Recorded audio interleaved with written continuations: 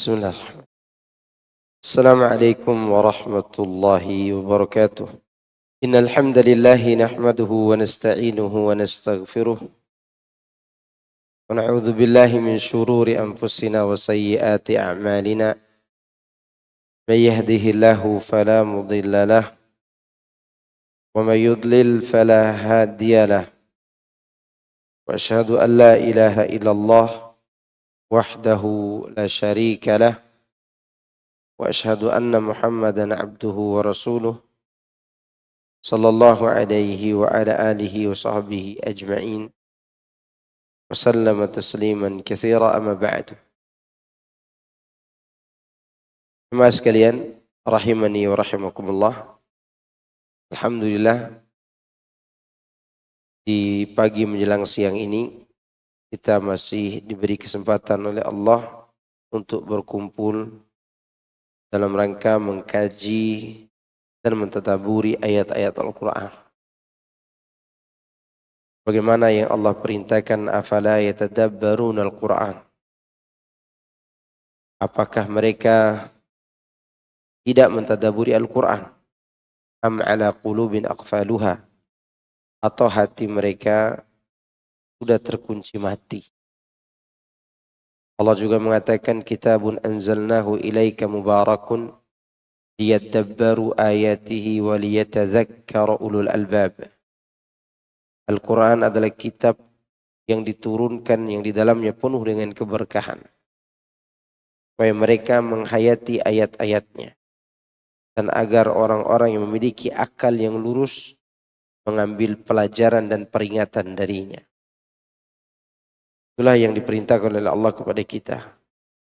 Dan setiap hari Senin, sekali sepekan, kita mengadakan kajian tafsir dengan harapan kita bisa menunaikan apa yang Allah perintahkan tadi, sehingga itu menjadi alasan bagi Allah nanti di hari kiamat untuk membalas kebaikan kita.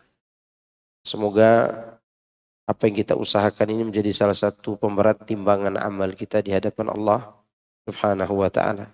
Timbangan kebaikan. Baik, surat Adz-Dzariyat. Adz-Dzariyat artinya angin yang menerbangkan. Itu arti apa? Dzariyat. Kita bacakan dulu ayatnya. أعوذ بالله من الشيطان الرجيم بسم الله الرحمن الرحيم والذاريات ذروا فالحاملات وقرا فالجاريات يسرا فالمقسمات أمرا إنما توعدون لصادق وإن الدين لواقع والسماء ذات الحبك إنكم لفي قول مختلف يؤفك عنه من أفك قتل الخراصون الذين هم في غمرة ساهون يسألون أيان يوم الدين يوم هم على النار يفتنون ذوقوا فتنتكم هذا الذي كنتم به تستعجلون. Baik, kita ambil sampai ayat 14 dulu. Silakan bacakan artinya.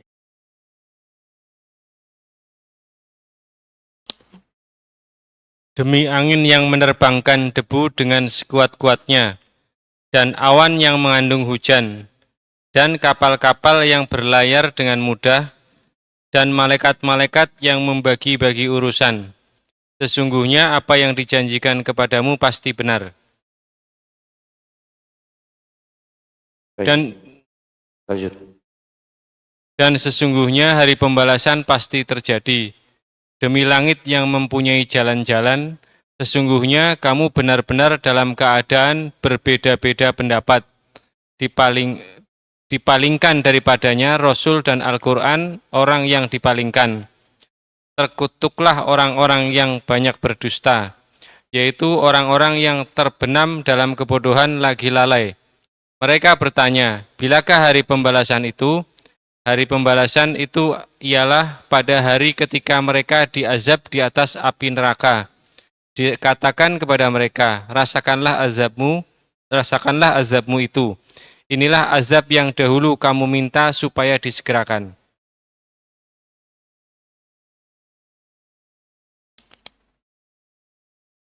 Baik.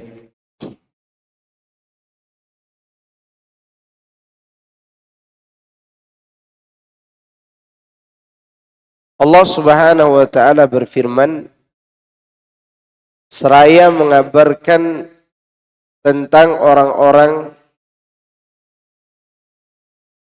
yang mendustakan setelah dia bersumpah. Dia menjelaskan tentang hari yang benar-benar terjadi tapi didustakan oleh orang-orang bodoh, orang-orang yang jauh dari ilmu, atau orang-orang yang sesat. Maka di sini disebutkan telah ditetapkan lebih dari satu riwayat dari Amirul Mukminin Ali bin Abi Thalib bahwasanya dia pernah naik mimbar di Kufah. Lalu dia berkata, tidaklah kalian menanyakan kepadaku tentang ayat di dalam kitabullah dan tidak pula tentang Rasulullah SAW, melainkan aku pasti akan beritahukan kepada kalian tentang hal yang kalian tanyakan tersebut. Kemudian Ibnul Kufah berdiri seraya berkata, wahai Amirul Mukminin, apa makna firman Allah wadh-dhariyati dharwa? Demi yang menerbangkan debu dengan sekuat-kuatnya. Ali menjawab, yaitu angin yang kencang. Angin. Lalu apa makna falhamilati wiqra? Dan yang mengandung hujan. Ali pun menjawab, yakni awan. Lalu dia bertanya lagi, lantas apakah makna ayat faljariyati yusra? Dan yang berlayar dengan mudah. Ali radhiyallahu anhu menjawab, yakni kapal-kapal. Lalu apa makna falmuqassimati amra? Falmuqassimati amra. Dan yang bagi urusan. Lalu Ali pun menjawab, yaitu para malaikat. Ini penafsiran Ali bin Abi Thalib tentang surat Adz-Dzariyat ini. Dulu Ali bin Abi Thalib radhiyallahu anhu dia termasuk salah satu ahli tafsir.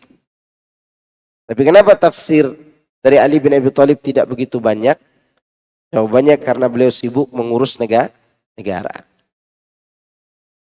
Maka akhirnya yang mengungguli tafsir itu Abdullah bin Abbas, kemudian Abdullah bin Mas'ud, lalu Abdullah bin Abbas radhiyallahu anhum. Baik, inilah makna Adz-Dzariyat sampai kepada Al-Muqassimat. Yang dimaksud dengan Adz-Dzariyat angin yang kencang, dan yang dimaksud dengan yang mengandung hujan adalah awan, sedangkan yang berlayar dengan mudah adalah kapal-kapal, dan yang membagi-bagi perkara adalah para malaikat yang ditugaskan oleh Allah. Jadi di sini Allah bersumpah dengan makhluk-makhluk ini. Seperti yang kita jelaskan sebelum-sebelumnya, bahwa setiap kali Allah bersumpah, pasti ada hal penting yang akan dia jelaskan. Dan hal penting itu biasanya diingkari oleh orang-orang kafir. Begitu. Maka di sini Allah menjelaskan innama tu'atuna lasadiq. Sesungguhnya apa yang dijanjikan kepadamu benar-benar akan terjadi. Itu yang akan dijelaskan setelah Allah bersumpah. Baik, masih berkaitan dengan penafsiran ayat-ayat sebelumnya. Penafsiran yang disebutkan oleh Ali bin Abi Thalib tadi juga disebutkan oleh Ibnu Abbas, Ibnu Umar, Mujahid, Sa'id bin Jubair, Al-Hasan, kemudian Qatadah, kemudian As-Suddi dan lain-lain. Sedangkan Ibnu Jarir Al-Tabari dan Ibnu Abi Hatim tidak menceritakan selain penafsiran tersebut. Ini penafsiran para salaf dari kalangan sahabat dan juga tabi'in dan tabi'u at-tabi'in. Masih mengenai al-jariyat. Al-jariyat yusra. Penafsiran yang populer dari kalangan jumhur ulama ialah kapal-kapal yang bisa berlayar dengan mudah di atas permukaan air. Lantas sebagian mereka ada juga yang mengartikannya dengan planet-planet yang beredar dengan mudahnya dalam peredarannya. Agar hal itu berturut-turut naik dari yang rendah menuju kepada yang lebih tinggi dan kepada yang lebih tinggi lagi. Jadi di atas angin itu ada awan dan planet berada di atas awan tersebut. Sedangkan para malaikat yang membagi-bagikan urusan berada di atas langit, di atasnya lagi. Yang turun dengan membawa perintah-perintah Allah yang bersifat syar'i dan bersifat kauni, takdir. Ya, kauni arti bersifat alami. Jadi ini penafsiran minoritas ulama. Al-jariyat, sebagian ulama mengatakan itu adalah apa? Planet-planet yang beredar. Al-jariyat. Karena dikaitkan dengan susunan kalimat. Al-dhariyat, angin. Di atas angin ada awan. Falhamilati wiqra. Di atas awan ada planet. Di atas planet ada malaikat. Gitu. Maka ini penafsiran yang kedua. Sebenarnya tidak ada pertentangan dari penafsiran ini. Ya, tidak ada pertentangan. Karena al-jariyatu yusra bisa juga diartikan dengan kapal yang berlayar atau diartikan dengan planet yang beredar pada pusarannya.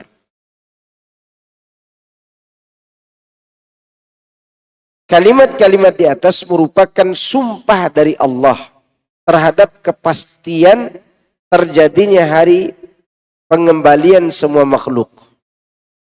Maka dari itu Allah Azza wa Jalla berfirman, innama tu'aduna lasadiq. Sesungguhnya apa yang dijanjikan kepada kalian benar-benar pasti terjadi. Pasti benar. Ya.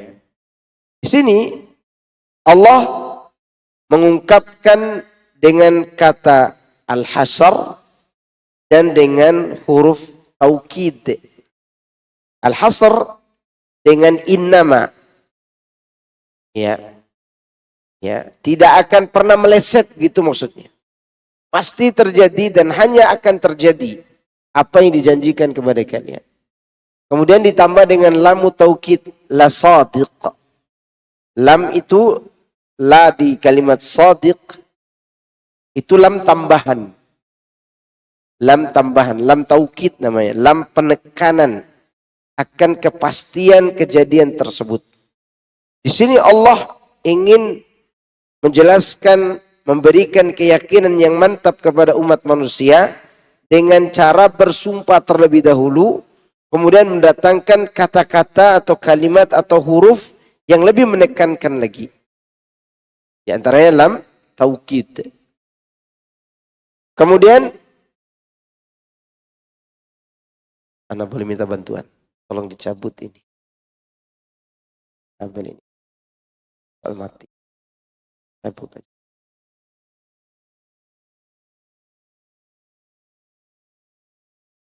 Kemudian setelah itu Allah mengatakan, wa inna dina, dan sesungguhnya din. Din di sini artinya perhitungan. Apa?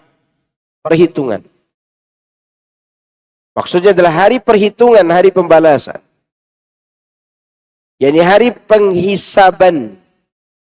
Hari hisab itu lawaqi'. Allah katakan pasti terjadi. Lam ditambah lam taukid juga. Lawaqi'.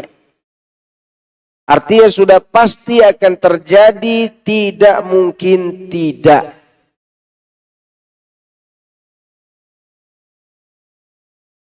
Selanjutnya Allah bersumpah lagi, was-sama'i dzatil hubuk, demi langit yang mempunyai jalan-jalan.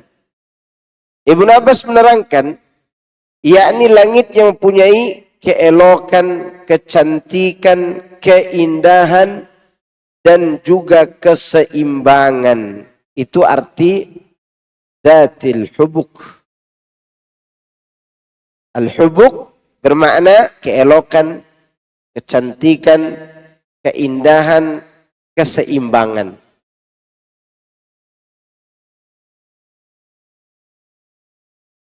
Demikian itu pula yang disampaikan oleh Mujahid dan yang lainnya tentang makna dzatil hubuk. Sedangkan Ad-Dhahak, Al-Minhal dan Al-Bin Amr dan lain-lain mengatakan dzatil hubuk artinya seperti gulungan air, kerikil, dan tanaman jika diterpa angin. Itu arti dzatil hubuk menurut sebagian ulama lainnya. Sebagian saling bertalayan dengan sebagian lainnya hingga menjadi jalan. Saling terikat gitu.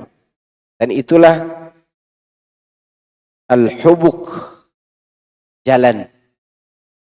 Jadi jalan yang terbentuk dari saling mengikatnya antara satu ujung langit ke langit berikutnya sehingga terjadilah sebuah jalan. Pendapat yang pertama, dzatul hubuk indah dan kokoh, seimbang. Pendapat kedua adalah jalan yang tersusun rapi. Semua pendapat tersebut merujuk pada satu hal, yaitu keindahan dan keelokan. Dan keseimbangan. Itu arti dzatil hubuk. Sebagaimana yang diterangkan oleh Ibnu Abbas radhiyallahu anhuma.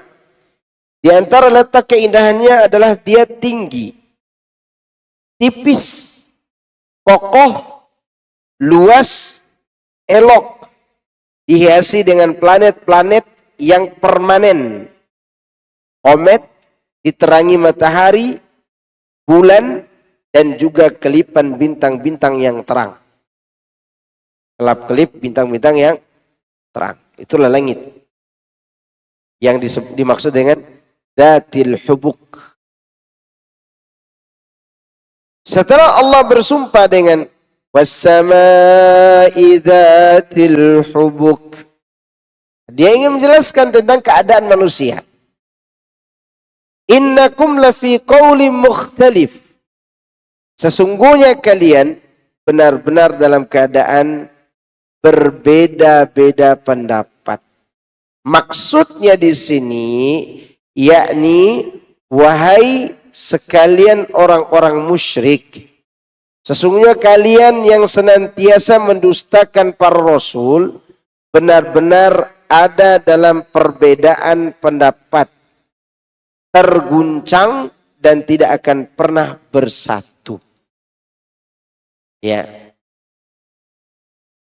Penafsiran ini memberi kabar gembira kepada kita bahwa orang kafir itu meskipun mereka kelihatan bersatu, sebenarnya mereka berbeda.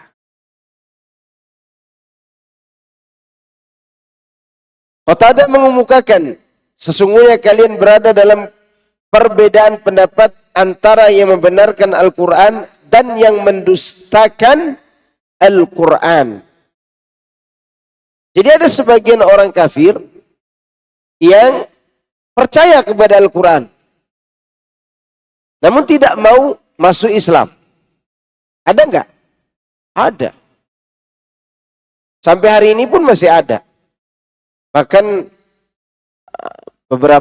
dua hari yang lalu, hari Kamis, hari Kamis yang kemarin ini, Anda ketemu dengan orang Nasrani Cina, Katoliknya, yang mana beberapa pekan sebelumnya pernah ketemu juga kita. Waktu itu dia minta bantuan ke anak, Ustadz, dia masuk masjid lagi. Ya, boleh nggak orang Kristen kayak saya masuk masjid? Boleh, asalkan ente dengarkan nasihat saya dari Al-Quran. Baik, saya mau dengar. Saya nasihati. Setelah itu dia sampaikan hajatnya. Hajatnya, saya punya hajat Pak Ustadz, punya kebutuhan. Apa itu? Keponakan saya yang saya besarkan itu kena sihir. Saya nanya, agamanya? Ya Katolik juga Pak Ustadz. Terus minta bantuan di ruqyah Pak Ustadz. Nah, ngomong gitu dia. Nah, ente login aja masuk Islam. Belum siap Ustadz, saya mau belajar dulu, kata dia. Ya, dan sudah fase baca Al-Fatihahnya. Fase, kan dia belajar di YouTube, kata dia. Belum masuk Islam. Nah, ketemu lagi lah hari Kamis kemarin. Karena waktu itu Anda minta bantuan teman untuk meruqyahnya. Ustadz, terima kasih Ustadz, temannya sudah meruqyah. Terus hasilnya, sembuh Pak Ustadz, kata dia. Nah, itu kan percaya sama Al-Quran, percaya. Masuk Islam yuk.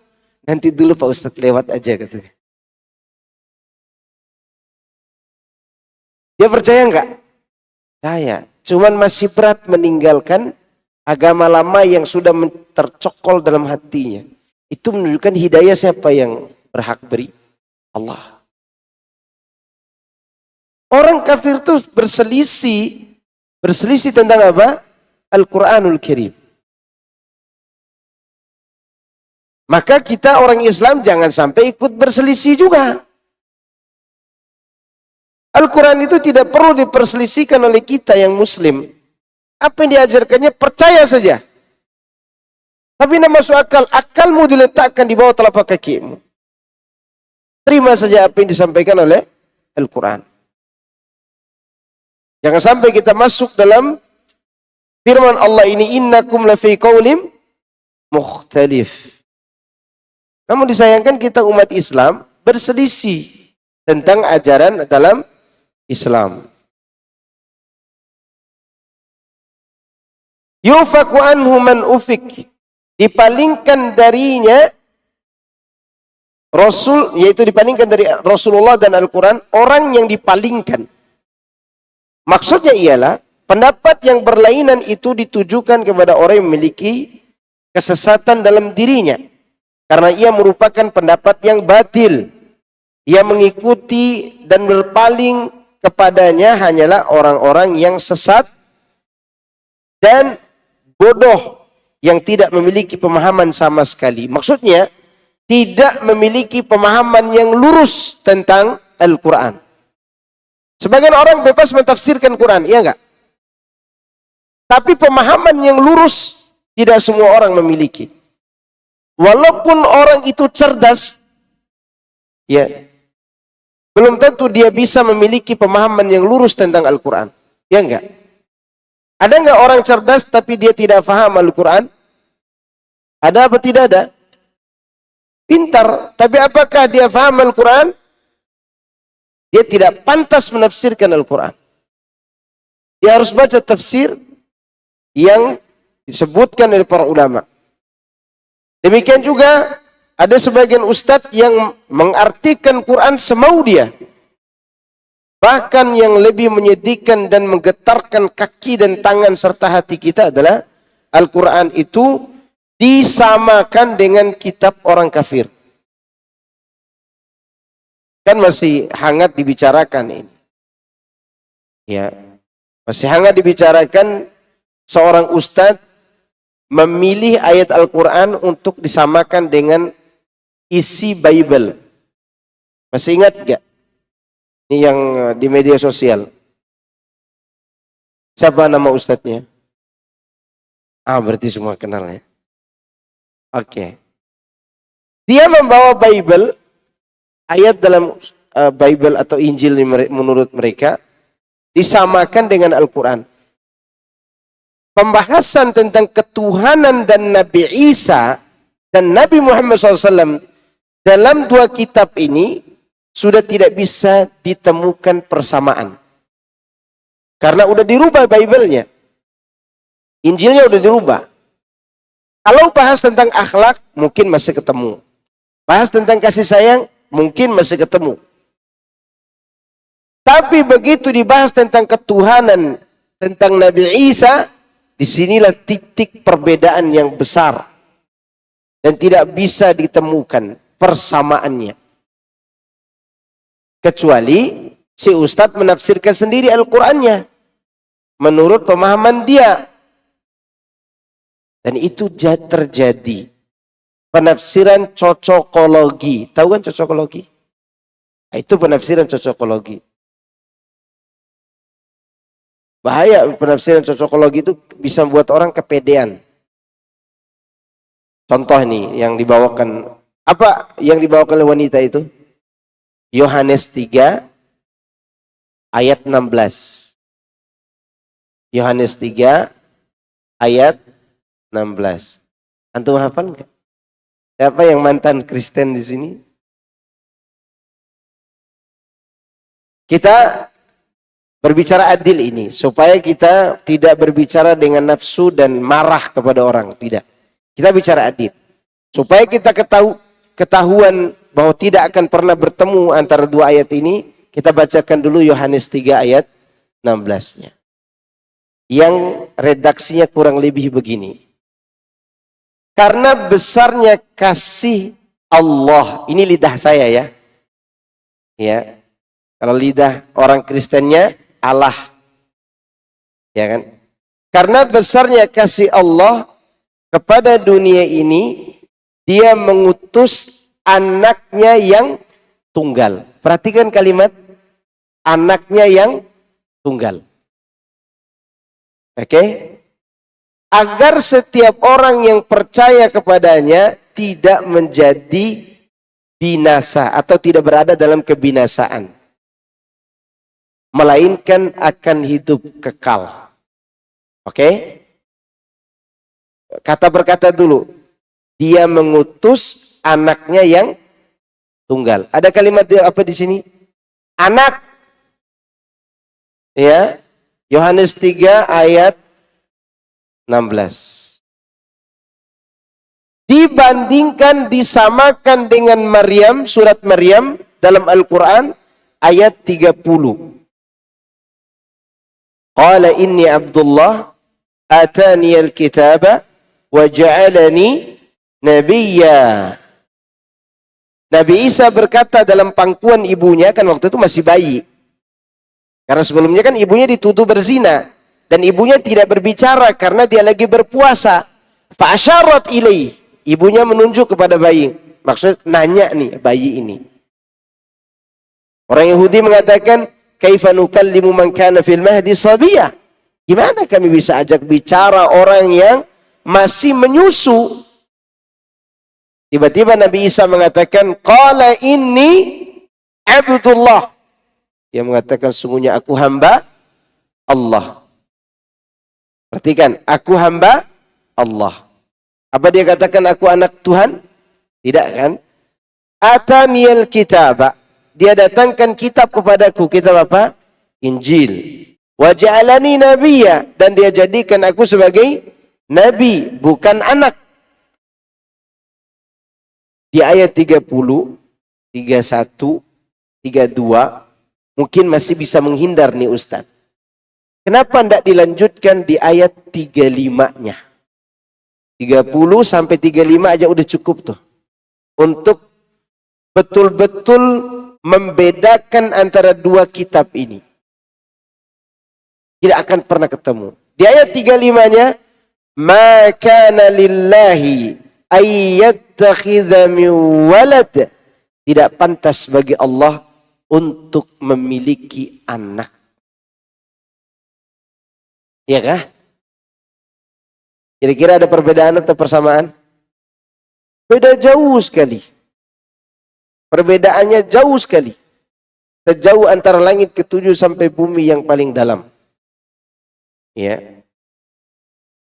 Itu menunjukkan bahwa sebagian orang berusaha menghancurkan makna Al-Quran dengan pemahaman sendiri.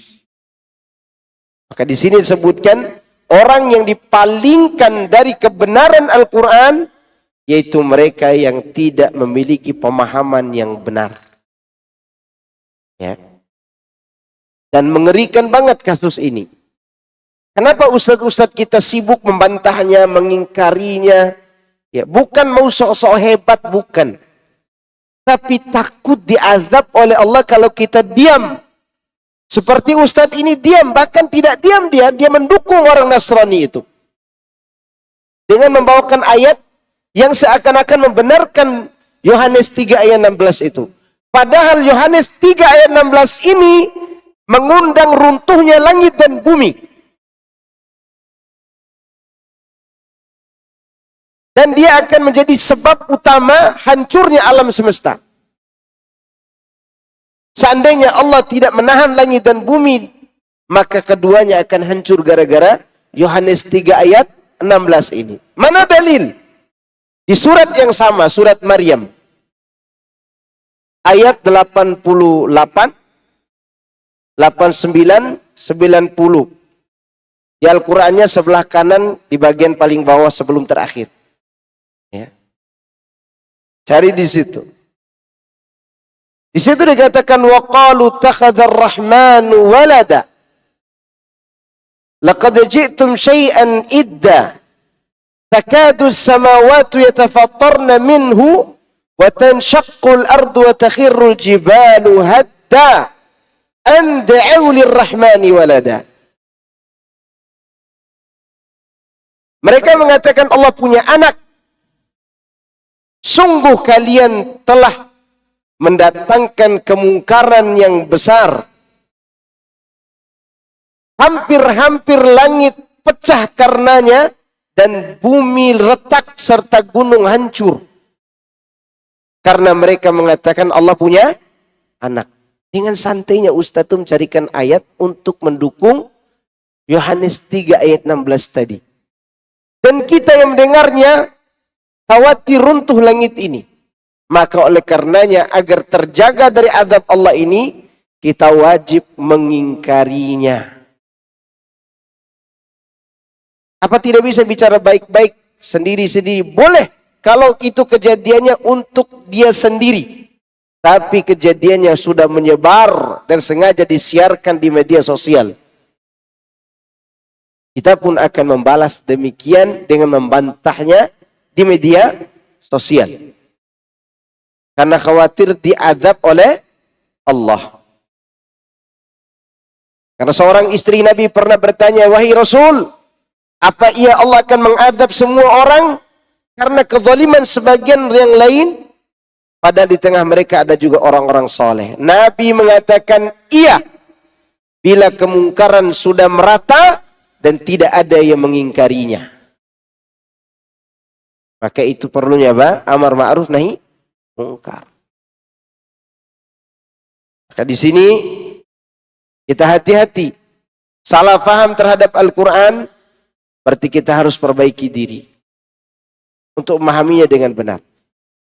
Kita bukan tidak bisa cocokologi dalam Al-Quran, bisa saja. Bisa kita cocokologi dalam Al-Quran. Misalnya kita ingin mempopulerkan olahraga misalnya. Kita bawa ayat Al-Quran supaya terdapat dicocok-cocokin gitu. Allah berfirman tentang Nabi Ayub, "Urqud birijlika, hadza muktasilun baridun wa syarab." Kau hentakkan kakimu wahai Ayub, ini air dingin untuk kau pakai mandi dan untuk kau minum. Lalu kita mencocok-cocokkan. Di sini menunjukkan Allah memerintahkan kita olahraga. Setelah olahraga kita mandi lalu minum. Bisa nggak itu? Bisa-bisa aja. Tapi kita khawatir, kenapa? Berbicara atas nama Allah yang tidak pernah dijelaskan oleh Allah dan Rasulnya SAW. Dan juga orang-orang yang diberi izin untuk menafsirkannya.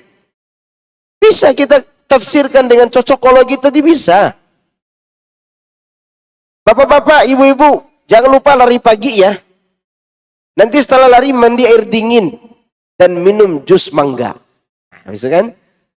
Dalilnya apa Pak Ustaz? Urkut birijlika hada, hentakkan kakimu, hada muktasal. Ini air dingin yang kau pakai mandi. Berarti tidak boleh pakai air hangat setelah olahraga. Karena kecocokannya air dingin. Walaupun itu mungkin terjadi, tetapi tidak bisa kita jadikan sebagai tafsir untuk Al-Quran sebelum datang ulama yang berbicara tentang itu. Kalau ada, ayo kita tafsirkan demikian. Begitu. Jelas? Di cocokologi itu semua orang juga bisa. Bisa. Akan tetapi kita bertakwa kepada Allah. Berbicara atas nama Allah tanpa ilmu itu akan membuat kita sesat. Ada satu kasus yang diceritakan oleh Syekh Abdul Razak hafizahullah ta'ala. Dan juga diceritakan oleh Ustaz Firanda. Bismillah. Ini manis ini. Ya. Kata diceritakan oleh Ustaz Firanda dan dia cerita dari Syekh Abdul Razak hafizahullah ta'ala. Bahwa ada orang, singkat cerita, ada orang umroh.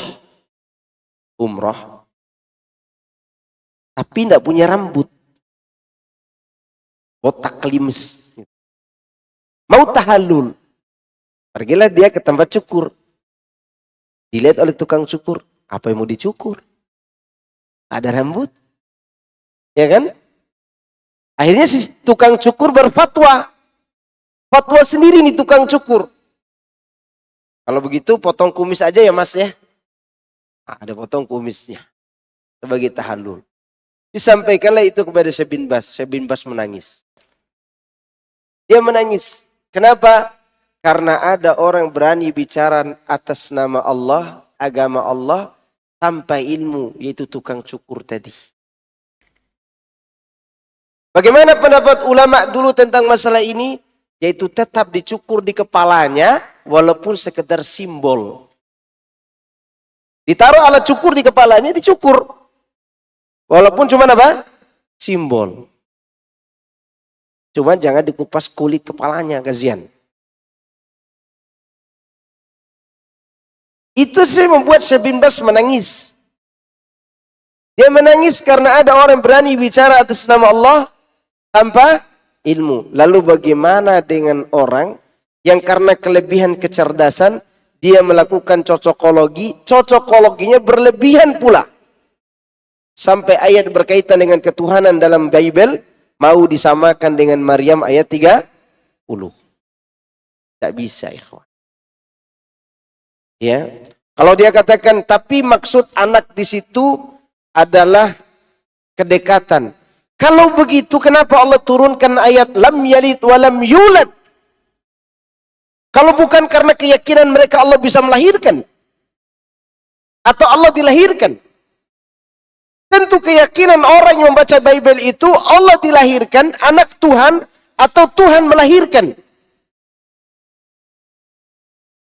Kalau dia katakan anak yang dimaksud itu adalah kedekatan, berarti batal lam yalid wa lam yulad. Untuk apa Allah bicara sesuatu yang tidak terjadi? Kenapa Allah turunkan ayat lam yalid wa lam yulad? Berarti di sana ada orang punya keyakinan Allah bisa melahirkan atau dilahirkan. Begitu. Maka tidak ada jalan untuk dia mau mengklarifikasi ke mau apa selain merujuk kepada kebenaran dan mengakui saya telah bersalah. Dan kata para ulama ar-ruju' ilal haqqi fadilah. orang yang kembali kepada kebenaran akan mendapatkan keutamaan, kemuliaan. Ini sebuah keblunderan. Sekarang klarifikasinya blunder juga. Termasuk pembela-pembelanya blunder. Akhirnya apa yang terjadi? Dia cari kesalahan orang yang membantah. Dia cari kesalahan orang yang membantah. Ya. Kesalahan orang membantah itu adalah dia mengatakan Allah di atas. Dia mengatakan oh, Allah punya wajah. Dia lebih parah daripada ustadz yang menyamakan Bible dengan Al-Quran. Kata mereka. Tahu nggak tuh? Ciri-ciri seperti ciri-ciri siapa? Yahudi. Yahudi dan Nasrani ingin membenarkan perbuatan mereka mengatakan Allah punya anak dengan cara mencari kesalahan para sahabat. Dulu ada satu kesalahan para sahabat yang beredar di tengah-tengah sahabat. Seperti diriwayatkan oleh Ibnu Majah. Dari Tufail. Tufail ini seorang sahabat. Tufail bermimpi. Dalam mimpinya itu, Tufail bertemu orang Yahudi dan berkata, wahai orang-orang Yahudi, kalian adalah orang-orang terbaik sekiranya kalian tidak mengatakan Uzair sebagai anak Tuhan. Lalu orang Yahudi menimpali, loh, kalian juga orang baik sekiranya kalian tidak mengatakan Masya Allah wa sya'a Muhammad. Karena para sahabat sering mengatakan Masya Allah wa sya'a Muhammad. Atas kehendak Allah dan kehendak Muhammad. Ini kesalahan beredar di tengah para sahabat waktu itu. Lalu Tufail bermimpi bertemu Nasrani.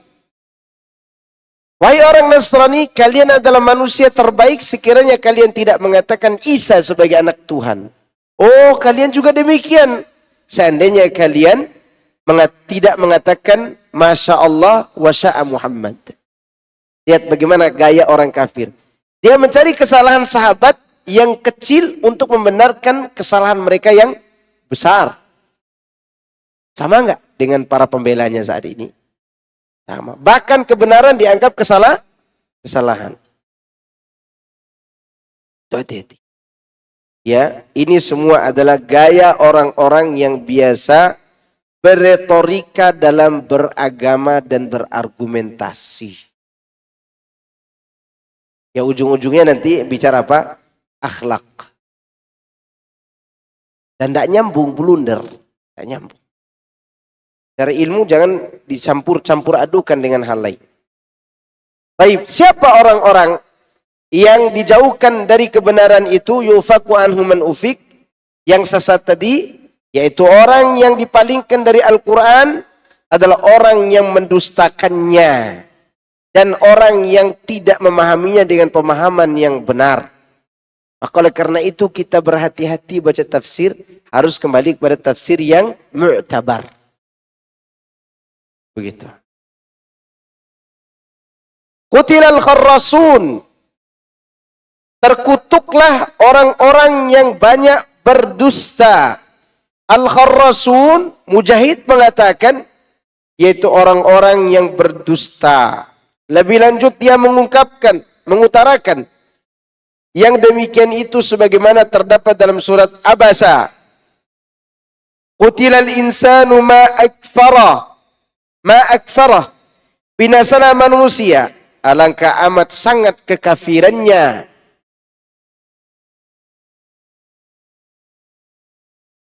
Ini penafsiran di antara penafsiran para ulama. Bahwa al-kharrasun orang yang mendustakan. Kharra itu ungkapan sighah mubalaghah. Sighah mubalaghah. Bentuk kata sastra yang tinggi. Ya, tidak sekedar dusta, tapi kedustaan itu adalah merupakan sajiyah, tabiat. Suka berdusta. Ya. Sehingga dia berdusta atas nama Allah Azza wa Jalla. Maka kita jangan anggap remeh kedustaan itu. Jangan anggap remeh kedustaan. Sering berdusta sama istri, sama anak, jangan. Misalnya anaknya nakal, awas ada zombie, dusta nggak itu? Nggak boleh. Anak tuh nakal didoakan.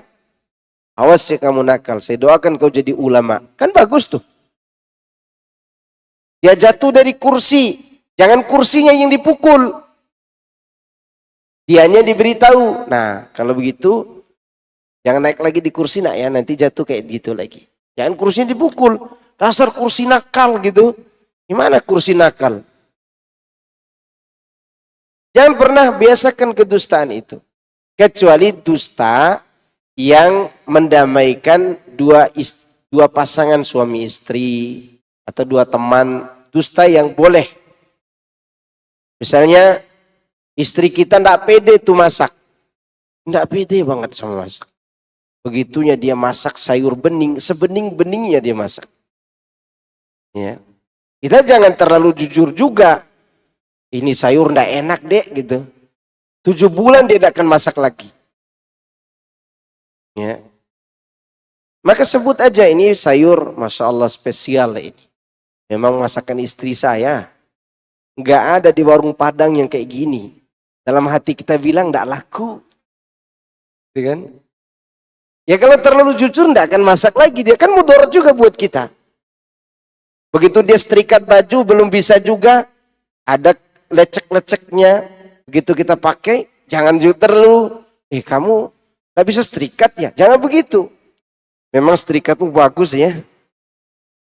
Orang lain bergaris ke sini. Kalau ini berlingkar-lingkar ini. Apa-apa. Ya seperti ini tidak masalah.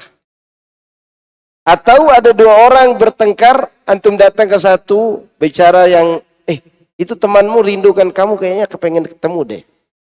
Satunya lagi begitu, padahal tidak pernah tuh. Akhirnya mereka bertemu, dan alhamdulillah mereka bersatu, dan itu boleh.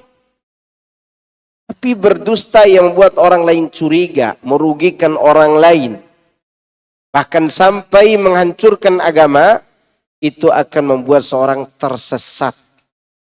Ar-Rasul suka berdusta. Masih berkaitan dengan makna al-kharrasun. Mereka adalah orang-orang yang mengatakan dengan keraguan, kami tidak akan dibangkitkan. Yakni bahwa mereka tidak meyakini hari kebangkitan. Ada nggak orang kayak gitu? Ada. Ada orang kayak gitu. Mereka ragu bahwa diri mereka akan dibangkitkan. Masih berkaitan dengan kutilal kharrasun. Ali bin Abi Talha radhiyallahu anhu meriwayatkan dari Ibnu Abbas, yakni terlaknatlah orang-orang yang ragu. Demikian pula yang dikatakan Muadz di khutbahnya, binasalah orang-orang yang ragu-ragu itu. Sedangkan Qatadah menjelaskan al-kharrasun berarti orang-orang yang suka berprasangka dan menduga-duga. Yakni tidak dalam keilmuan dan kepastian di dalam beragama. Menduga-duga, ragu-ragu. Ya. Dan yang memiliki sifat seperti ini saat ini adalah cendekiawan tokoh-tokoh Islam. Tokoh-tokoh besar mereka ragu. Tadi malam saya duduk dengan salah seorang purnawirawan Komjen, Komisaris Jenderal. Sekarang beliau jadi lawyer. Dia kuliah magister hukum. Semalam kita diskusi tentang akidah dan liberal yang beredar. Dia punya undangan perkumpulan antar umat beragama. Dia juga dihadirkan sebagai narasumber Bapak ini. Karena dia punya religi yang bagus. Masya Allah dia ngaji juga sama ustaz-ustaz kita. Dekat dengan Ustaz Badrul Salam. Tapi sekarang dia sudah pensiun. Dia bicara dengan tokoh Hindu, Buddha, Kristen, Islam. Yang ragu itu adalah orang Islamnya Pak Ustaz. Sampai dia tanyakan kepada saya, apa Anda yakin hari kiamat terjadi? Apa Anda yakin agama Islam yang benar? Dia tanya begitu. Dan dia Muslim. Dia tanya di hadapan tokoh agama lainnya. dan dia sedang ragu. Keraguan itulah yang membuat Allah murka. Qutilal Rasul. Hati-hati. Kenapa orang itu ragu? Karena dia tidak memperdalam akidah keislaman.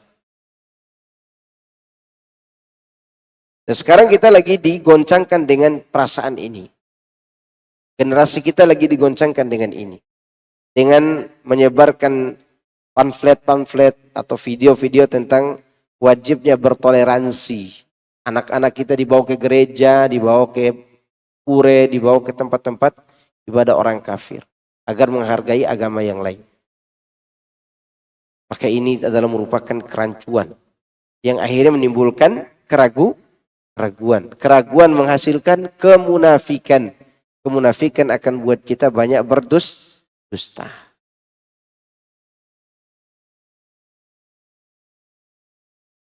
Alladzina hum fi ghamratin sahun. Al-kharasun yaitu orang-orang yang terbenam dalam kebodohan dan lagi lalai. Ibnu Abbas dan beberapa ulama lainnya mengutarakan yaitu orang yang tenggelam dalam kekufuran dan keraguan, mereka lengah lagi lalai. Ya, fi ghamrah. Ghamrah alladzina hum fi ghamratin, tenggelam. Tenggelam dalam kesesatan, kekufuran, keraguan, kemunafikan, kebodohan. Sahun, dan mereka itu lalai. Lalai dari mencari tahu kebenaran. Yas'aluna ayyana yaumuddin. Mereka bertanya, bilakah hari pembalasan itu? Mereka mengucapkan hal itu tidak lain hanya untuk mendustakan, mengingkari, meragukan dan menganggapnya mustahil. Mustahil terjadi hari kiamat menurut mereka. Lalu kalau tidak ada hari kiamat, tidak ada pembalasan, mana letak keadilan Allah? Naluri manusia ingin orang-orang zalim dibalas, ya enggak? Pembunuh harus dibalas. Koruptor harus dibalas. Penjilat harus dibalas. Kalau tidak ada hari kiamat, maka merugilah orang-orang baik saat ini. Kenapa? Karena tidak ikut menikmati hasil perampokan. Hasil pencurian. Hasil mengambil hak orang lain. Atau memperkosa anak orang lain. Menodai banyak wanita. Kalau tidak ada hari balasan, maka bahagialah mereka-mereka yang menodai kehormatan wanita-wanita di luar sana. Inilah kenapa hari pembalasan itu harus ada. Namun yang disayangkan, sebagian mereka mengingkarinya. Dan orang-orang yang mengingkari hari kiamat itu pasti dia berada dalam kesesatan. Karena dia meyakini tidak ada hari kiamat. Maka nanti di hari kiamat, ketika Allah memasukkan orang-orang ini ke dalam neraka, dan ketika mereka menerima kitab dengan tangan kiri, mereka, di antara ucapannya adalah, mereka tidak tahu hari kiamat. Tidak meyakini hari kiamat. Allah katakan, وَأَمَّا مَنْ أُوتِيَ كِتَابَهُ بِشِمَالِهِ فَيَقُولُ يَا لَيْتَنِي لَمْ أُوتَ كِتَابِيَهْ وَلَمْ أَدْرِ مَا حِسَابِيَهْ. Adapun orang yang menerima kitab dengan tangan kiri, dia akan mengatakan, aduhai, alangkah indahnya hidup, kiranya kitab ini tidak diberikan kepadaku. Dulu di dunia, aku tidak mengerti tentang hari hisabku. Maka ketika dia tidak tahu hari hisab, maka dia pun jatuh dalam kesesatan dan kekufuran.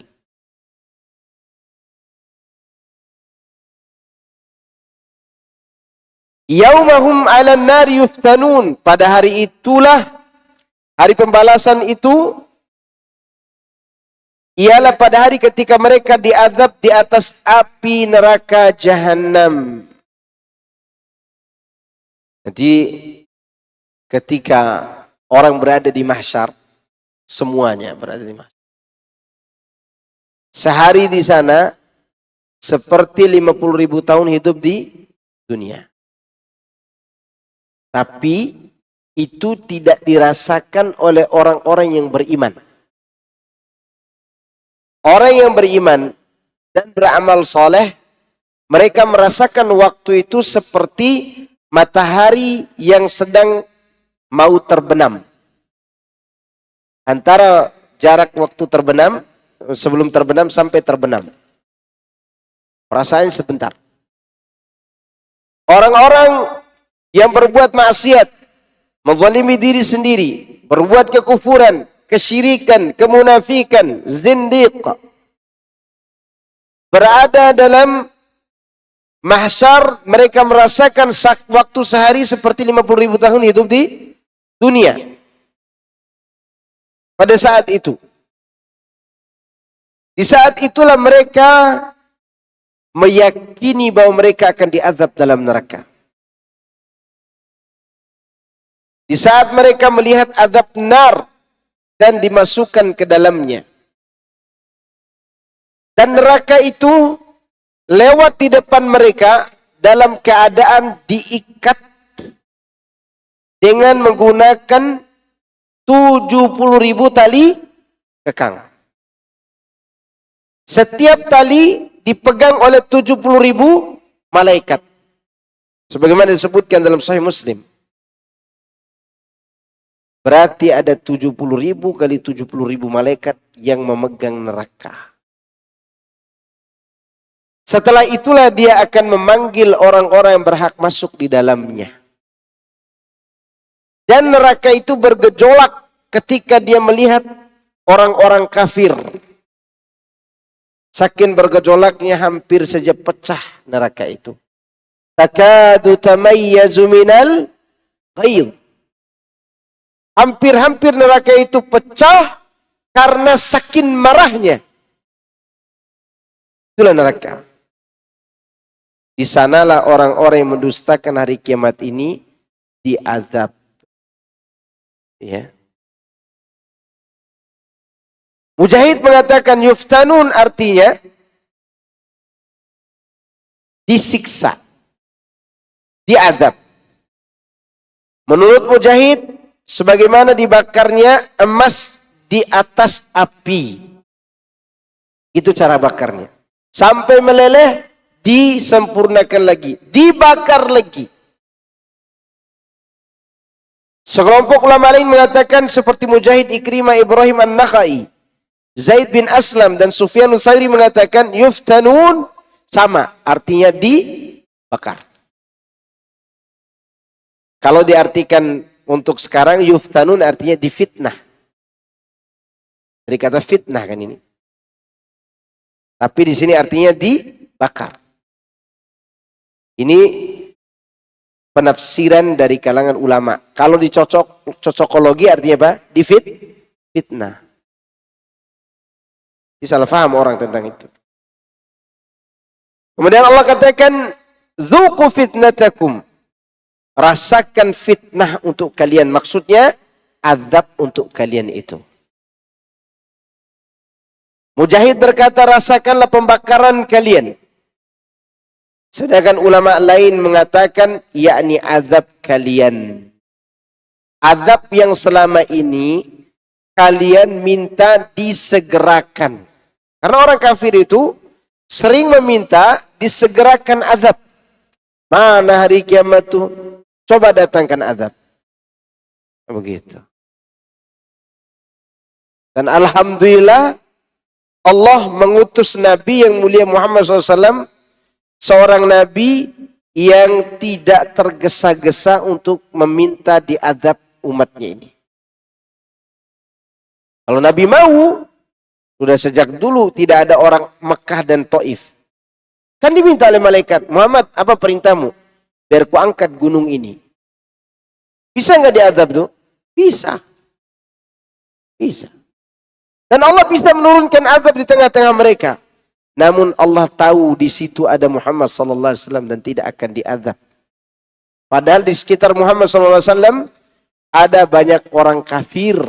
Tapi karena Nabi aktif berdakwah, mengingkari kemungkaran, maka Allah tidak turunkan azab. Padahal Allah mampu.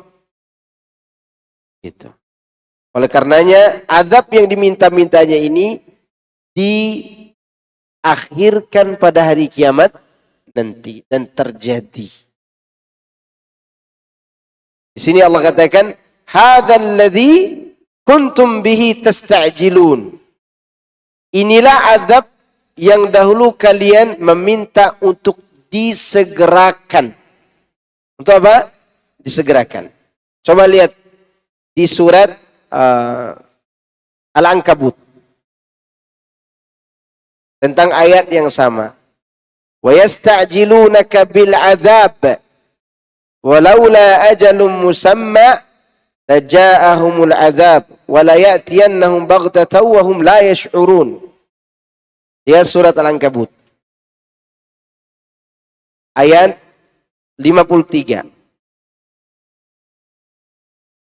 Dan mereka meminta kepadamu agar disegerakan azab. Kalau bukan karena waktu yang telah ditetapkan, artinya ajal, niscaya datang azab kepada mereka. Dan azab itu pasti akan datang kepada mereka dengan tiba-tiba, sedang mereka tidak menyadari. Lanjutannya lagi, yasta'jilunaka bil azab. Dan mereka meminta kepadamu agar segera diturunkan azab. Wa inna jahannama la muhitatun bil kafirin. Sesungguhnya jahannam benar-benar akan meliputi orang-orang kafir. Dan apa yang mereka minta itu Allah datangkan pada hari kiamat nanti dengan azab yang lebih besar. Padahal sebelumnya mereka di mahsyar merasa pede bahwa mereka tidak akan diazab setelah melewati mahsyar itu. Setelah berada di mahsyar, ketika mereka memanggil satu panggilan, saat itu mereka merasa, oh kita tidak jadi diazab nih gitu. Yaitu Allah sebutkan dalam surat Zukhruf ayat 77 atau 78. Surat Az-Zukhruf. Di situ Allah katakan, "Ya ibadi, la khaufun 'alaikumul yaum wa la antum tahzanun." Wahai hamba-hambaku, pada hari ini kalian tidak ada rasa takut bagi kalian dan kalian tidak bersedih hati. Ya, surat Zukhruf. Ayat, coba lihat 7 atau 67 ke bawah, coba lihat. Surat Zukhruf. Wahai hamba-hambaku, pada hari ini kalian tidak ada rasa takut atas kalian dan kalian tidak bersedih hati. Ayat berapa tuh? 76 ya? 68 afwan. 67, 68. Di situ dikatakan, ya ibadi, la khaufun alaikum. Saat Allah menyebutkan begini, di ayat 67, orang kafir juga senang. Oh, tidak jadi diazab nih. Karena Allah katakan tidak ada rasa takut lagi atas kalian dan tidak perlu sedih hati.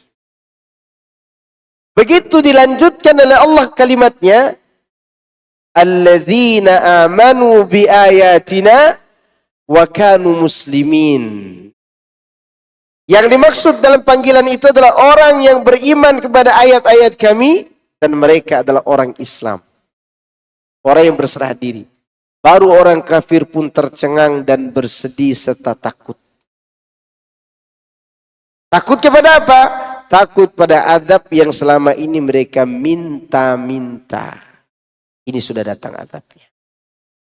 Maksudnya ucapan ini ditujukan bagi mereka sebagai celaan, penghinaan, dan merendahkan mereka. Ya, karena kalimat seperti ini bisa menyakiti verbalnya juga. Ya kan? Jadi siksaan buat mereka nanti lahir batin. Lahir batin. Bahkan ada siksaan siksaan batin yang tidak mungkin mereka selamat darinya, yang menghinakan mereka. Itu Allah katakan dalam surah Al-A'raf di ayat 43 kalau salah, atau 44. Kata Allah Azza wa Jal, la tufattahu lahum abwabus sama' wa la yadkhuluna al-jannata hatta yadjal jamal bisammil khiyat. Tidak akan pernah dibukakan bagi mereka pintu-pintu langit. Dan mereka tidak akan masuk surga sampai seekor onta bisa masuk ke dalam lubang jarum. Perhatikan kalimat sampai seekor onta sampai masuk ke dalam lubang jarum. Kalimat ini memberi harapan yang tidak mungkin terjadi. Siksaan gak itu? Siksaan. Secara batin. Tubuhnya disiksa, batinnya juga disiksa. Lihat surat Al-A'raf ayat 40. Ya. Sampai seekor onta masuk ke lubang jarum. Onta mana bisa masuk lubang jarum? Jangankan onta, kelingking aja sulit. Jangan kelingking. Itu benang harus dikekir begini sama kita. Ya kan? Sambil diludahi dulu baru dikekir. Harapan apa seperti ini? Ini memberi harapan yang menghinakan yang berharap. Dan tak akan terjadi. Begitu ya kawan. Demikianlah siksaan buat orang-orang kafir dan orang-orang yang mendustakan kebenaran. Baik, lanjut. Ayat selanjutnya. Ayat 15. Anda bacakan dulu. A'udzu billahi minasy syaithanir rajim. Innal muttaqina fi jannatin wa 'uyun. Akhidhina ma آتاهم ربهم إنهم كانوا قبل ذلك محسنين كانوا قليلا من الليل ما يهجعون وبالأسحار هم يستغفرون وفي أموالهم حق للسائل والمحروم وفي الأرض آيات للموقنين وفي أنفسكم أفلا تبصرون وفي السماء رزقكم وما توعدون فورب السماء والأرض إنه لحق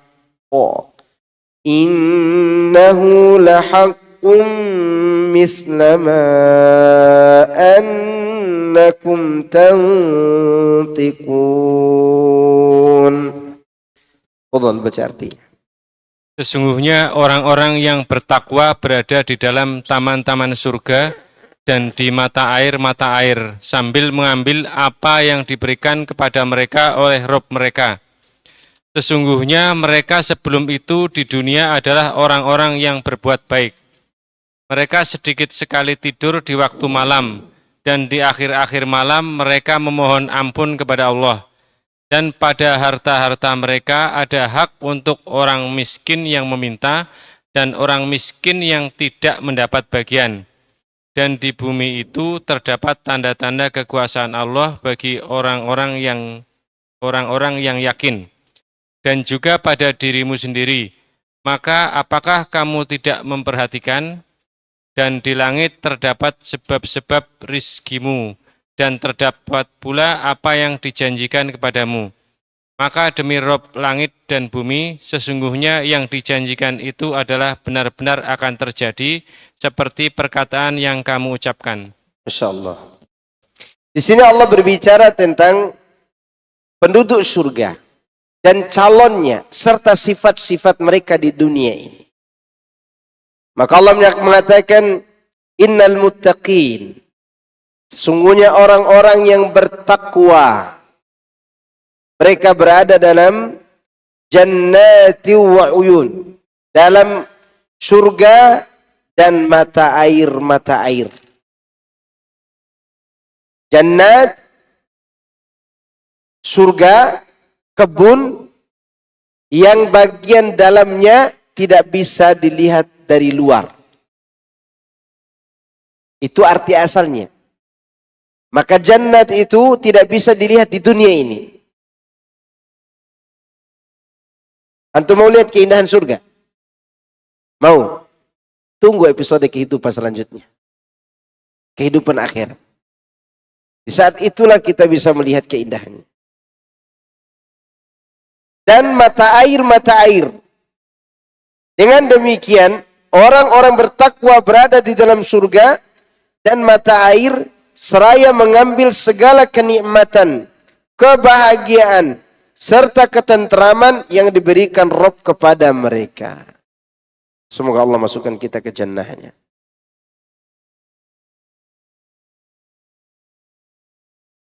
Sesungguhnya mereka sebelum itu, maksudnya di dunia, adalah orang-orang yang berbuat ihsan. Ihsan ada dua. Yang dimaksud di sini mereka berbuat ihsan dengan dua kebaikan. Ihsan kepada Allah dan ihsan kepada makhluk. Ihsan kepada Allah adalah beribadah kepada Allah seakan-akan melihat Allah. Kalaupun tidak, maka kita yakin Allah melihat kita. Itu ihsan kepada Allah, sebagaimana disebutkan dalam hadis Nabi. Sedangkan ihsan kepada manusia, berbuat baik kepada mereka. Dan kedua-duanya dilakukan oleh orang-orang ini. Makanya selanjutnya Allah menjelaskan bagaimana bentuk kebaikan mereka. Nah, lihat. Kanu qalilan minal laili ma yahja'un. Sedikit sekali mereka tertidur di waktu malam. Waktu malam, ketika orang sholat tahajud, siapa yang melihat? Tidak ada, kecuali ada keyakinan bahwa dia dilihat oleh Allah. Berarti di sini ihsan kepada siapa? Kepada Allah Azza wa Jalla. Ya.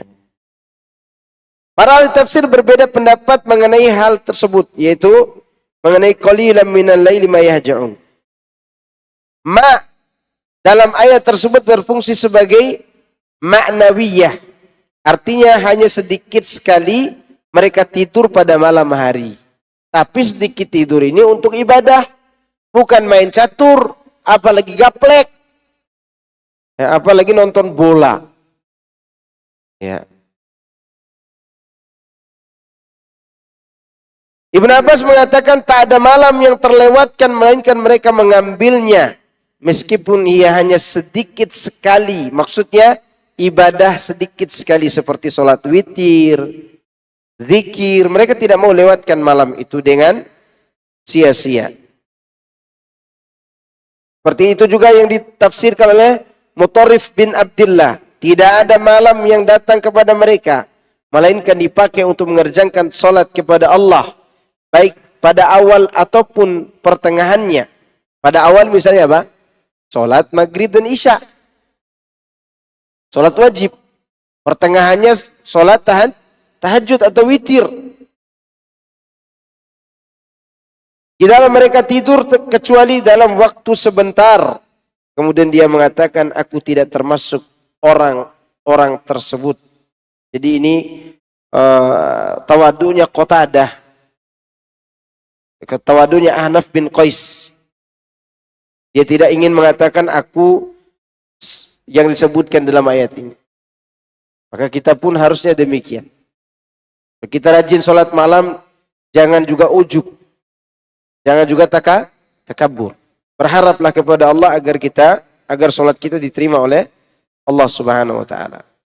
Al-Hasan Basri mengatakan, Al-Ahnaf bin Qais pernah berkata, diperlihatkan amalku kepada amal para penghuni surga. Ternyata ada suatu kaum yang memberi kami jarak yang sangat jauh. Bahwasanya ada suatu kaum yang kami tidak bisa sampai pada amal perbuatan mereka, di mana mereka hanya tidur sebentar sekali pada malam hari. Lantas amalku diperlihatkan kepada amal para penghuni neraka. Ternyata ada suatu kaum yang tidak terdapat kebaikan sama sekali dalam dirinya. Mendustakan kitab Allah serta para rasulnya, mendustakan hari kebangkitan setelah kematian, dan aku dapatkan pula suatu kaum yang peroleh kedudukan yang baik di akhirat. Padahal selama di dunia mereka mencampur adukan amalan yang soleh dengan amalan yang tidak soleh. Ini mimpinya siapa? Mutor Qais, ya, Al-Ahnaf bin Qais. Dia pernah bermimpi diperlihatkan amal penduduk surga, dibandingkan dengan amalku, ternyata amalku tidak bisa mengejarnya. Apa yang tidak bisa dikejar itu? Yaitu sholat malamnya mereka. Ibadah mereka di malam hari. Ini keunggulan amalan penduduk surga. Namun ada juga orang yang kadang berbuat salah, tapi dia juga berbuat kebaikan. Namun dia diberikan ampunan atas kesalahannya. Semoga Allah mengampuni kita semuanya. Kemudian disebutkan di antara nikmat di surga itu, inna fil jannati ghurafan yura zahiruha min batiniha wa batinuha min zahiriha. Sungguhnya dalam surga terdapat kamar-kamar yang bagian luarnya terlihat dari bagian dalam. Terlihat dari bagian dalamnya, dan bagian dalamnya terlihat dari bagian luarnya. Ini kamarnya. Namun yang bisa melihat isi dalamnya adalah penghuni kamar itu. Ya. Karena di dalam kamar itu disediakan bidadari. Ya. Disediakan bidadari, yang bidadari itu dia tidak mau melihat laki-laki lain kecuali suaminya. Dan dia tidak akan membandingkan wajah suaminya dengan wajah laki-laki lain. Berbeda dengan wanita di dunia saat ini, mudah-mudahan di ibu-ibu kita tidak ada. Meskipun tidak ada yang ngaku kadang. Wajah suaminya mulai dibandingkan dengan Kim Jong-un. Ya kan? Wajah-wajah Korea gitu. Jangan ibu-ibu. Supaya ibu-ibu bisa jadi bidadari buat suaminya nanti di akhirat. Mudah-mudahan ibu-ibunya masuk surga bersama kita. Dan itu kita harapkan. Maka di sana kamarnya, keindahan dalamnya terlihat dari luar. Dan keindahan luarnya terlihat dari dalam. Nah, indah apa tuh kamar? Belum lagi ada orang-orang yang diberikan bidadari yang lebih istimewa daripada yang lain. Bidadarinya dijuluki dengan hurun 'ain, bermata jeli. Jadi matanya indah sekali. Kalau antum khayalkan sekarang, takutnya sakaratul maut kita pulang. Terlalu indah.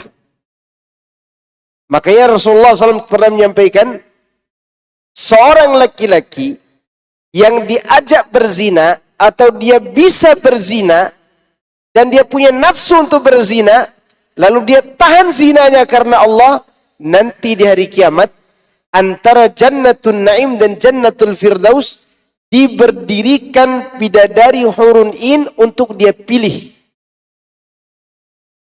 Demikian juga orang yang nahan marah, padahal dia bisa marah, tapi dia tahan marahnya. Makanya kalau antum dibuat marah sama istri di rumah, ditahan aja tuh marah. Kalau dia katakan, kok Abi tidak marah? Supaya dapat hurun in. Ya.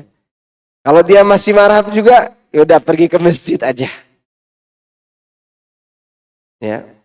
Hurun in.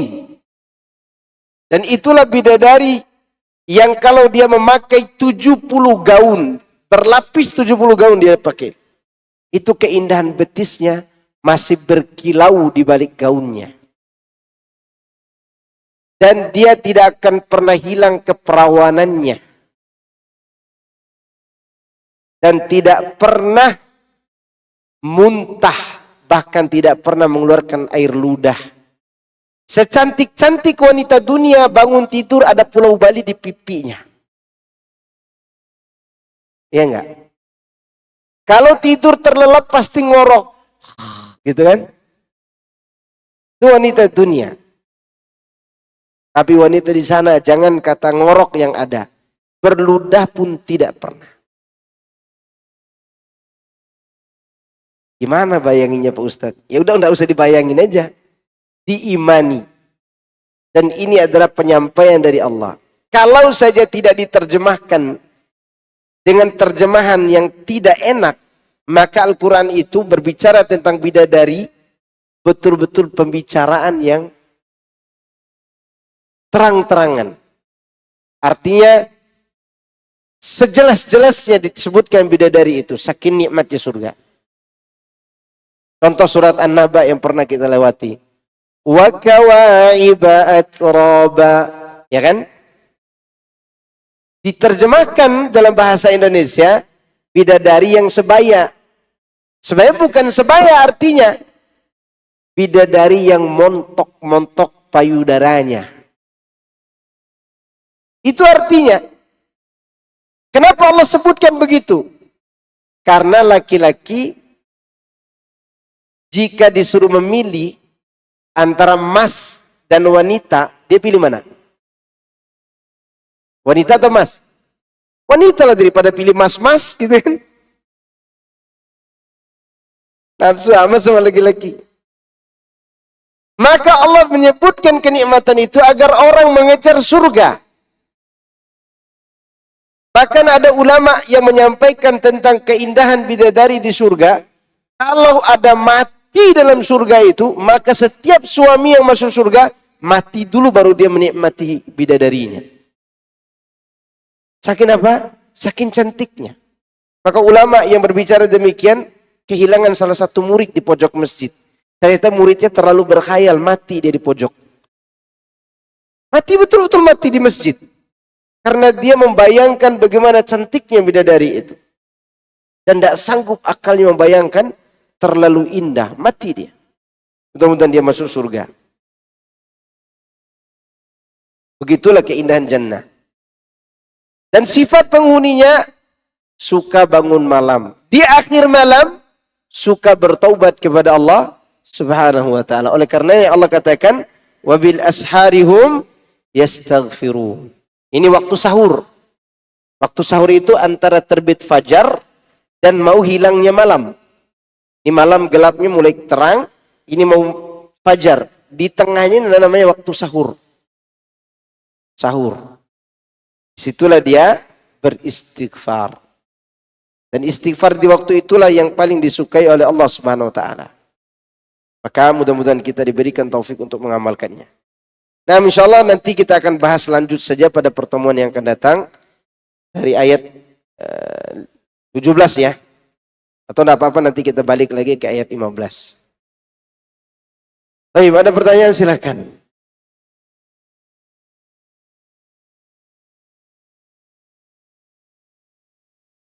Fadhal akhi. Ibu-ibu ada yang bertanya?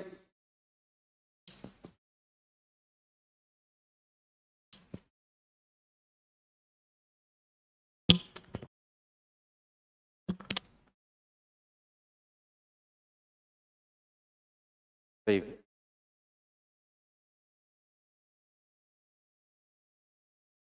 Ustaz, mengapa tidak segera duduk bersama dengan Ustadz Wah agar tidak berlarut-larut dan tidak membuat kebencian pada sesama muslim. Itu terjadi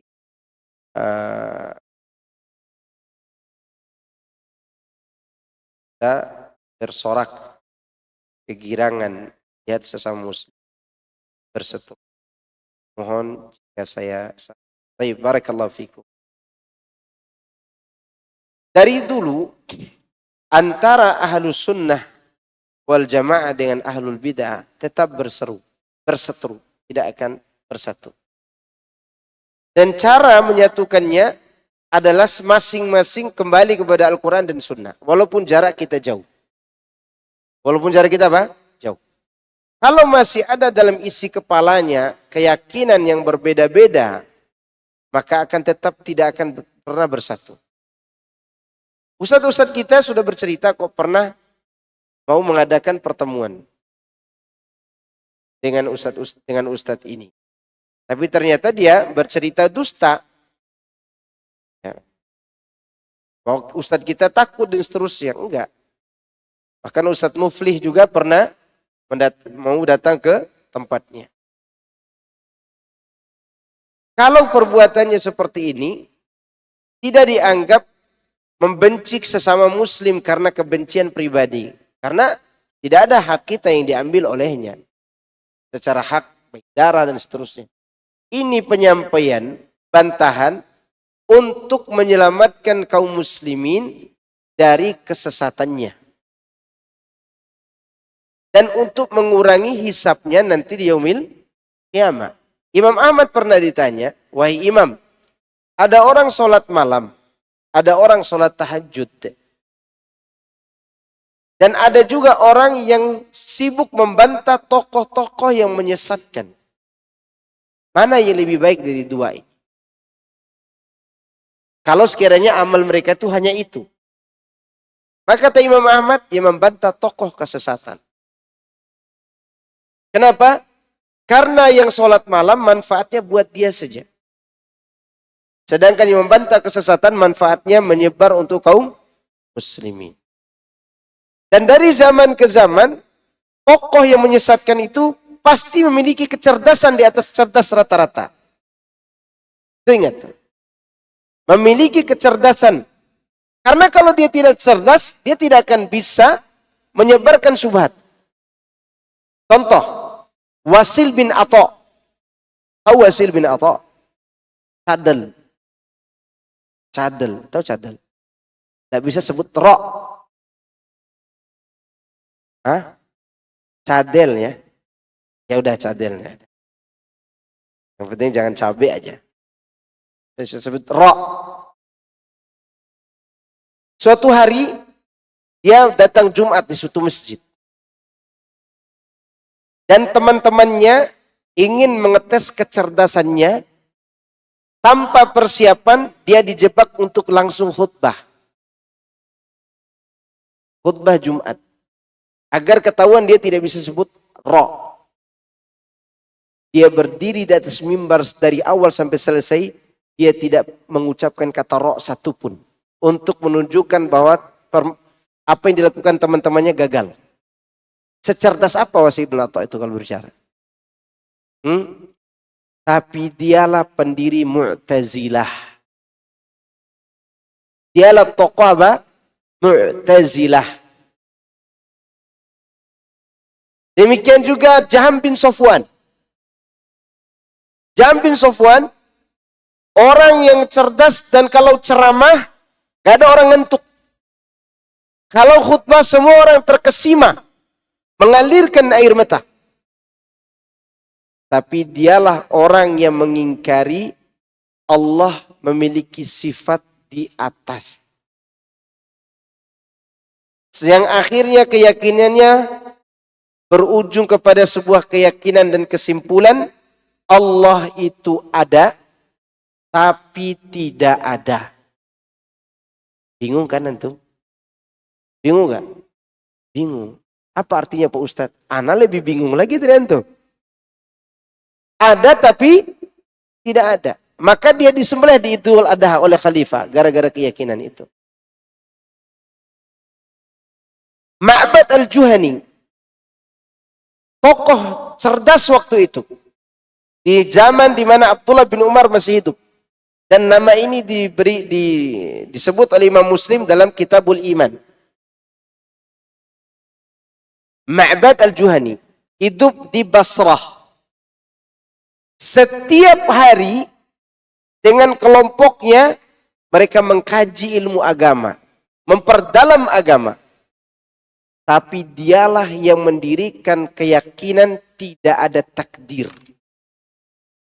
Abdullah bin Umar ketika mendengar kabar itu, kata Abdullah bin Umar, sampaikan kepada mereka, Abdullah bin Umar berlepas diri dari mereka, dan mereka bukan bagian dari Abdullah bin Umar. Dan Abdullah bin Umar tidak mau bertemu dengan mereka. Ya, siapa mereka itu? Pendiri Qadariyah, Ma'bad al-Juhani. Lebih sesat lagi di zaman tabi'in, Mukhtar bin Abi Ubaid, saleh, rajin datang ke majelis ilmu yang dibuka oleh Muhammad al-Hanifiyah. Muhammad al-Hanifiyah adalah anaknya Ali bin Abi Thalib dari istrinya yang lain. Saking dekatnya dengan Muhammad al-Hanifiyah, dia mengangkat Muhammad bin Hanifiyah ini sederajat dengan Tuhan. Dialah yang mencetuskan keyakinan Syiah Mukhtariyah Kisaniyah yang kemudian diusir oleh Muhammad al-Hanifiyah dari majelisnya. Lalu dibuat sebuah sekte, kelompok Syiah Mukhtariyah Kisaniyah, di mana dalam keyakinannya guru mereka ucapannya sama dengan ucapan Tuhan, tidak pernah salah. Dibantah? Dibantah. Ya, maka ini bukanlah perkebencian karena masalah pribadi, tapi ini adalah kebencian karena Allah Subhanahu wa ta'ala. Tidak suka dengan kesesatan. Bolehkah seperti itu? Boleh. Siapa yang mencontohkan? Para nabi. Sebagaimana dikatakan Nabi Ibrahim alaihissalam di dalam surat As-Saffat ayat 83 dan seterusnya. Kata Nabi Ibrahim, "Fanadhara nadhratan fin nujum, faqala inni saqim." Kalau mau dapat ayat itu, lihat dari ayat 83 ke bawah. Nabi Ibrahim melihat ke bintang, lalu dia katakan, aku lagi sakit. Disebutkan dalam tafsir Ibnu Katsir, tafsir As-Sa'di, kalimat ini maksudnya, aku benci melihat kesesatan kalian. Maka Nabi Ibrahim membantah kesesatan ayahnya. Dia membuat apa? Patung. Cara benci karena Allah itu membantah, bukan baperan. Bukan baperan. Makanya saya tidak setuju juga nih teman-teman di media sosial dibuat foto kemudian dikali-kalikan begini. Itu tidak ilmiah namanya. Benci dengan cara ilmu itu dibantah. Itu benci karena Allah. Dan itu boleh. Boleh. Wong dia sendiri juga sering memfitnah dakwah kita. Tapi ketika dia fitnah, kita tidak begitu merespon. Begitu berkaitan dengan masalah ketuhanan, itu mengerikan. Berkaitan dengan penetapan Allah punya anak dalam kitab apa? Bible tadi. Yang seperti ini tidak perlu bertemu seharusnya. Seharusnya dia yang segera merujuk kepada kebenaran. Merujuk kepada kebenaran. Karena dia sendiri pun faham. Ya, Yohanes 3 ayat 16 itu faham gak dia? Saya yakin faham. Tapi karena takut dikatakan intoleran, maka dia mencari ayat pembelaan dan persamaan itu. Takut diganggu oleh manusia. Semoga Allah menjauhkan kita dari sifat seperti ini. Cukup ya? Subhanakallahumma wa bihamdika, asyhadu an la ilaha illa anta, astaghfiruka wa atubu ilaik. Assalamualaikum warahmatullahi wabarakatuh.